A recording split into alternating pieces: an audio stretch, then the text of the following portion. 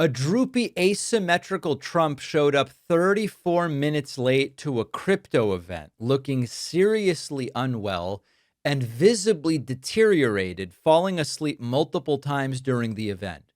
But we got to get a book about Joe Biden's health, right? We got to make sure that everybody knows it's Sleepy Joe and Trump with the 34 minutes late, barely moving, out of breath, and sort of shuffles sideways into the room. Look at this. The door swings open, and in comes Trump.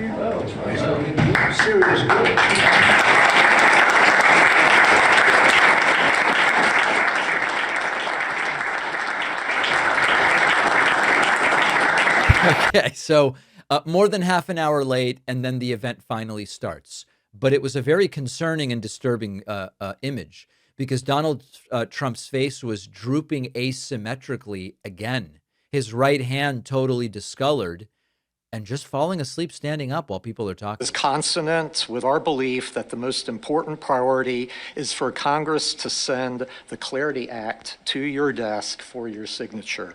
And the SEC is doing everything we can to support that work. Trump barely able to stay awake. And then when Vlad Tenev, the CEO of Robinhood, was speaking, Trump asleep again. And remember, Trump doesn't care about this crap. Tokenization will open up markets that have long been out of reach, including private companies. Today, too much economic value is being created before ordinary investors get a chance to participate. Expanding ownership also requires protecting investors. Innovation and investor protection aren't opposing goals. All right, so Trump doing everything he can to avoid falling asleep, but then he opened his mouth and that's when it got really crazy. Donald Trump bragging, look, I've got a good relationship with Kim Jong-un, the North Korean dictator. I don't want to be doing these massive military exercises meant to intimidate North Korea when I'm friendly with North Korea. Oh my God, what an insane disaster. For everybody, yeah. Mr. President, earlier today you said North Korea has something like 57 nuclear weapons. They've been expanding their nuclear program. Is your goal in trying to re-engage with Chairman Kim still denuclearization? And what makes you think you could be Chairman Kim, by the way, successful now when you weren't? Well, I don't want to talk about that, but I do have a good relationship with Kim Jong-un. As you know, you've seen.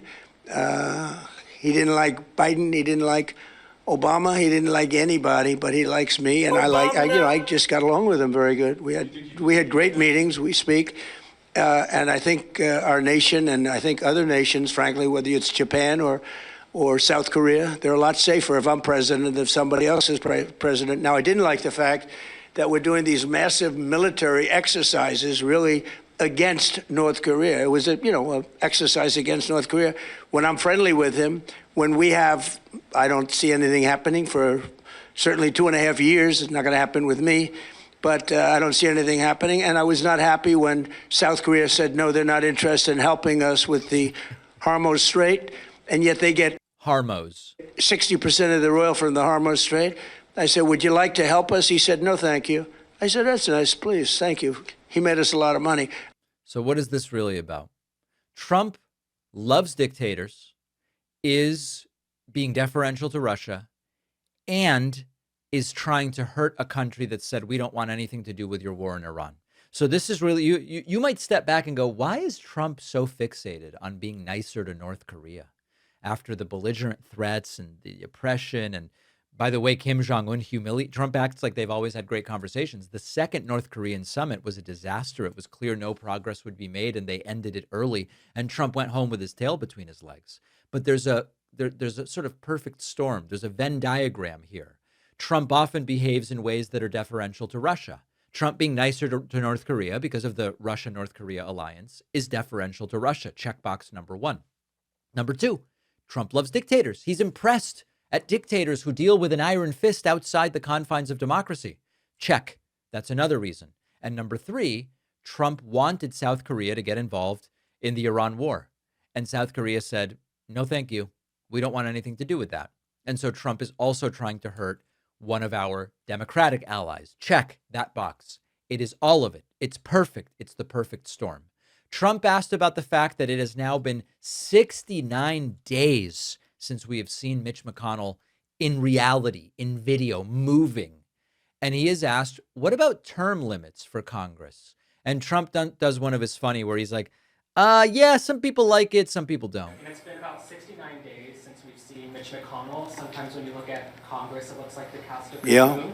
But I read a Cindy Adams column in the New York Post recently, and she talked about how we need term limits and someone needs to hold Congress accountable. Maybe you should be the person to do it. Would you support term limits for Congress or some type? Now, the question is, would you support term limits? Prepare yourselves for a completely unintelligible answer from Trump. Of cognitive testing, because maybe if we had that the last 4 years, we wouldn't have ended up in some of these messes. So term limits are very popular with the public. I've seen it both ways. I've seen where people go in and they get termed out, and they're very talented, and they're at the height of their career, politicians, and you end up with total rookies in there, nothing gets done.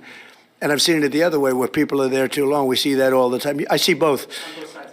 By the way, the idea that we're at the height of Mitch McConnell's career is very funny. I always like to say that a term limit is an election. The public's pretty smart. You see that last night. We had some great success last night. The Republican Party had tremendous success last night. But I like to say that term limits should be elections. But I'm okay with term limits. Remember, the people that have to pass term limits are the people that are going to be voting on them to get out of office. So it's a little bit tough. That's not the easiest vote to get, is it, huh? But Trump's right on that. Trump's right. It's like the people who we depend on to get money out of politics are the people that were put in power by money in politics. The people we depend on to put term limits on themselves are the people that would be kicked out of office if they put term limits on themselves. Anyway, there are solutions to that. Not really the issue here. But Trump just incoherent. He's not making any sense. And he's continuing at his own risk to take a very unpopular position on something that is uniting Republicans and Democrats. Republicans and Democrats are very much against data centers in their communities, especially when they haven't been given an appropriate opportunity to understand the proposal, understand the costs, the risk, rewards, the benefits, and who is going to pay for it, which often is taxpayers, without even being given a chance really to adjudicate whether it's a proposal they want to accept. But Trump goes, I don't know. I would be doing more data centers. They're cool. The construction jobs are enormous. We're building the biggest plants anywhere in the world. And I can say if I were the mayor of a town or the governor of a state, and I had a chance to get a big plant in, an AI plant or a data center, I would absolutely want it because the jobs are enormous and the money paid, the taxes paid are just enormous. And if you don't take it, you're going to be left behind because there are plenty of places that want it. So I would say that maybe it can use a little public relations help. But if I were a governor or mayor, I would want that plant in my community. And many of them are designed in a very beautiful way. It's really very positive. Okay. I don't know of too many people that are saying if a community has gotten all the information with an appropriate amount of time to decide for themselves, that they shouldn't be allowed to have a data center. Of course, if a community wants a data center, they should be allowed to have it. But what is infuriating Americans is that this is being done with taxpayer money, in many cases for the build out, for something that really doesn't create many jobs, creates environmental problems, can create noise, can mess up the water. And it is being done without an appropriate amount of time or even opportunity to vet the proposal and to really have their voice heard. And so just do more data centers, mayors, as he calls them. Tell the mayors to do more data centers. This is not only anti-democratic, it's deeply unpopular with Republicans and with Democrats. Final clip. This should be a campaign ad. Trump goes, I hope we have bad economic numbers. I almost like to hear bad numbers. I'm saying, I hope we have bad numbers today. Interest rates will go to. Trump is saying that because he is so desperate for the federal funds rate to come down, because that's the decision, of course, that the Fed would have to make. Anything that will push the Fed to lower rates, he likes. And often it is bad economic numbers that push the Fed to lower rates. The only little problem with that is that bad economic numbers mean the economy is suffering, meaning that Americans are suffering because Americans make up the economy. He doesn't care. He has been obsessed for years with what he believes will be politically advantageous declines in the federal funds rate. So if it screws Americans, so be it.